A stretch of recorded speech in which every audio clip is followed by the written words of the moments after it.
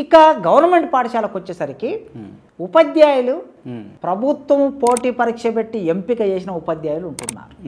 Intermediate చదువుకొని, degree చదువుకొని, PG చదువుకొని, బీఈడి ఎగ్జామ్ రాసి, బీఈడి సీటు పొంది, 2 ఏళ్ళు ట్రైనింగ్ పొంది, మళ్ళీ డిఎస్సి ఎగ్జామ్ రాసి, డిఎస్సి ఎగ్జామ్ ద్వారా ఉద్యోగం వచ్చిన వాళ్ళు ఉంటున్నారు. నిజంగా చూస్తే కార్పొరేట్ పాఠశాలలో, ప్రైవేటు పాఠశాలల కన్నా గవర్నమెంట్ పాఠశాలలో టీచర్లు, నాలెడ్జ్ ఉన్న టీచర్లు కొంతమేరకు వస్తారు. ఎందుకు ఈ మాట అంటున్నానంటే వడపోత జరుగుతుంది. డిఎస్సి రాయడానికి ఒక పోస్టు జిల్లాలో ఉంటే 1000 మంది పోటీలో ఉంటారు. ఒక స్కూల్ అసిస్టెంట్ పోస్ట్ ఉందంటే 1000 నుంచి 2000 మంది పోటీలో ఉంటారు.